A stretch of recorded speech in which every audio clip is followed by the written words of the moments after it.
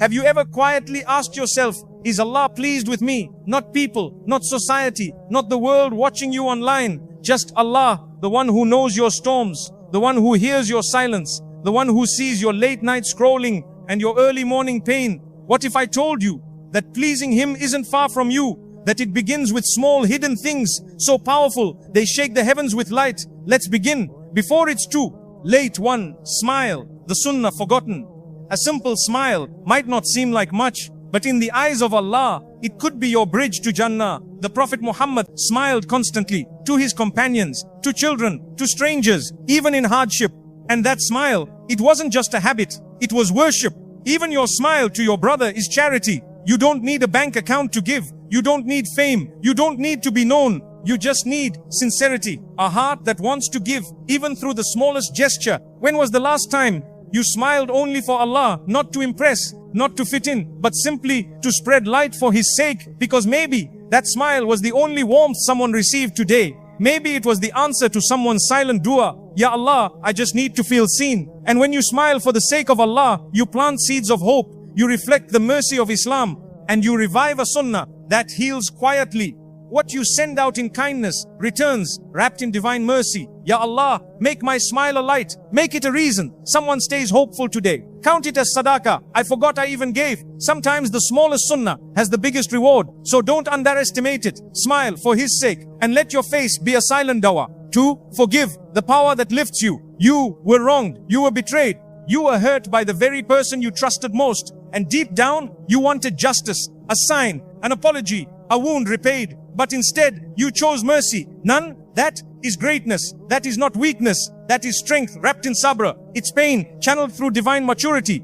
Let them pardon and overlook. Would you not love that Allah forgives you? It's not easy, but it is deeply divine. Because when you forgive, you don't erase the memory. You release the weight. You free yourself from the prison of grudges. And you hand your heart over to the one who heals it best. Ask yourself, do I want to carry this pain or carry Allah's mercy instead? Sometimes you forgive not because they said sorry, but because your soul whispered, Ya Allah, I forgive. Not because they were right, but because you are Ar-Rahman, and I need your forgiveness more than I need revenge.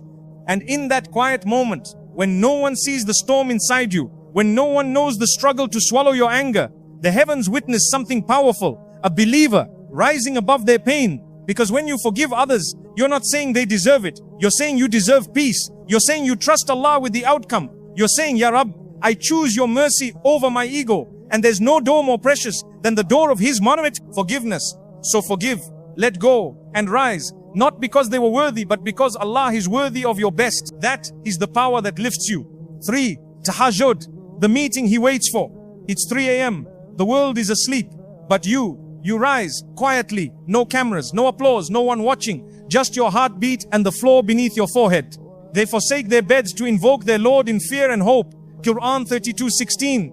And He listens. Because at that hour, He descends, He's close, He's near, He's waiting. When was the last time you gave Him the night and not just your day? When was the last time your tears were only for Him? No distractions, no words needed. Just a soul meeting its source. In those quiet moments, you're not just praying, you're healing, you're softening what the world has hardened. You're remembering who holds your heart. Ya Allah, let me be among the ones you call by name in the last third of the night. Because maybe that moment when you rise while the world sleeps is the very moment your dua is answered, your heart is rewritten, and your name is raised among the beloved.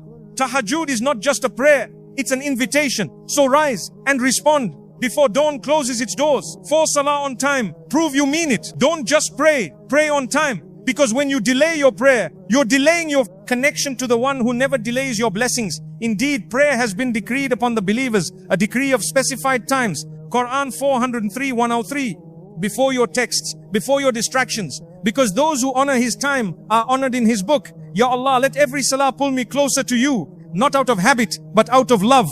Let your timing speak louder than your words. Let your salah say, Ya Rabbi, I didn't forget you. 5. Guard the tongue. The test most fail. It's so easy to speak, so easy to joke, so easy to sin with words. But the believer, they pause, they think, they hold back. When holding back could mean Jannah. Not a word does he utter, but there is a watcher by him ready to record. Quran 50:18. Because every word is weight, and every sentence leaves a trace in the unseen. Ask yourself, if your next sentence was written across your scroll for Judgment Day, would you still say it? When you guard your tongue, you guard your soul. you protect your akhirah, and you choose peace over pride. Because sometimes the words you choke back today are the very words that open the doors of Jannah tomorrow. Ya Allah, let my words bring peace, not poison. Let my silence be a form of worship. Hold your tongue, and you may be holding the key to your forever. 6. Small charity. When you think you have nothing, you looked at your wallet and felt like you had nothing to give. A few coins, a crumpled note, a simple meal.